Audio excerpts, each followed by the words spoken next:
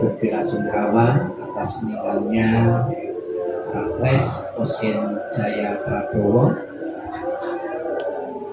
Di dalam agama Buddha kita bisa belajar ada beberapa riwayat yang terkait dengan kematian yang dialami oleh seseorang yang usianya masih muda, membawa penderitaan kesedihan bagi keluarga-keluarga yang ditinggalkan. Namun karena satu proses pengertian dan pemahaman yang benar tentang hakikat kehidupan, kemudian yang tadinya sedih tidak bisa menerima, akhirnya bisa menerima. Contoh-contoh bisa saya sebutkan. Yang pertama, ada seorang ibu yang bernama Wisaka. Wisaka ini mempunyai anak cukup banyak, sebetulnya ada 10. Dari 10 ini mempunyai anak-anak, mempunyai cucu-cucu.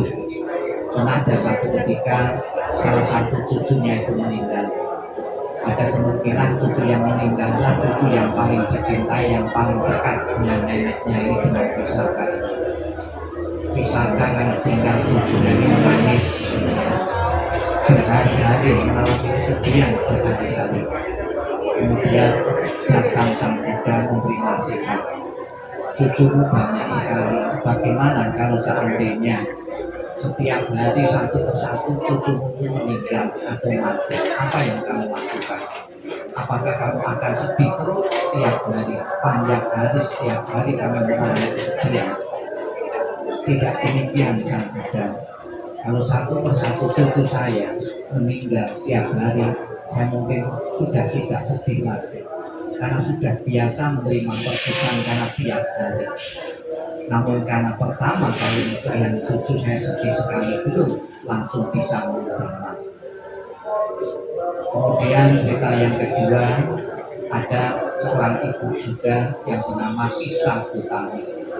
Kisah Utami ini mempunyai anak tunggal yang paling sangat disayangi meninggal. Kemudian bikin stres berat Kisah Utami ini. Bahkan mencari obat di sana kemari yang sekiranya bisa menghidupkan kembali anaknya ini. Kemudian Kisah Utami ada yang memberi saran untuk datang kepada Sang Buddha. Siapa tahu Sang Buddha mempunyai cara untuk bisa menghidupkan kembali anaknya yang sudah mati. Kemudian datang kepada Sang Buddha dengan membawa anaknya yang sudah mati ini. Oleh Sang Buddha disuruh mencari biji lada dari salah satu keluarga yang belum pernah terjadi kematian. Dengan sangat antusias Kisah Utami mencari biji lada yang nantinya bisa menghidupkan kembali anaknya. Satu persatu didatangi penduduk di situ.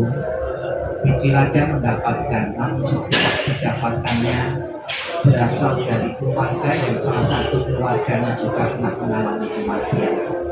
Karena saking banyaknya yang bertanya dan mendapat jawaban yang sama, bahwa anggota keluarganya juga pernah mengalami kematian, dia bisa menyadari bahwa hukum kematian bukan saja berlaku bagi anaknya. Mengalami kesedihan karena berpisah dengan orang yang dicintai bukan saja terjadi pada dirinya, juga terjadi pada keluarga-keluarga yang lain. Ada lagi cerita yang sangat mengenaskan. Ibu Patacara. Ibu Patacara yang mempunyai suami, mempunyai 2 anak. Dia pada satu ketika pergi ke hutan. Suaminya dipatuk ular berbisa. Seketika itu meninggal. Dia meninggal mengalami kesedihan karena berpisah dengan suaminya. Kemudian dia membawa 2 anaknya menyeberangi sebuah sungai.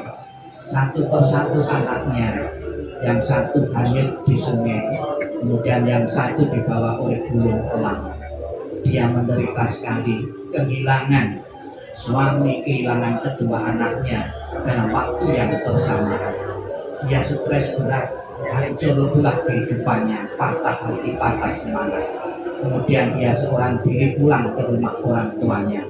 Di tengah perjalanan mendapat kabar orang tuanya juga meninggal. Dia stres berat, tidak bisa menerima kematian-kematian orang dekatnya. Kemudian datang ke Sang Buddha diberi nasihat bahwa Seseorang yang pernah dilahirkan tanpa kecuali harus tunduk pada hukum ketidakkekalan. Mau atau tidak mau, suka atau tidak suka, siapapun yang pernah dilahirkan pasti akan mengalami kematian. Tadi Sang Buddha mengatakan, para remaja, para bijaksana, dan siapapun selalu berada di bawah bayang-bayang kematian. Kita tidak tahu kapan kita mati. Di tempat peti kematian kita bisa melihat ukuran-ukuran peti. Ada yang kecil, ada yang sedang, ada yang besar. Karena sudah tahu juga penjual peti itu bahwa orang mati itu tidak harus menunggu hari tua dengan beberapa penyebab-penyebab. Kenapa saat ini Raffles sudah meninggalkan keluarga yang dicintai mati? Ikatan karmanya sampai di sini. Yang terbaik adalah ikhlaskan, relakanlah. Tidak perlu larut-larut dalam kesedihan karena tidak ada gunanya. Segera relakan, ikhlaskan. Apabila suatu saat nanti ikatan masih kuat, akan masuk dalam keluarga lagi sebagai cucu maupun cicitnya nanti.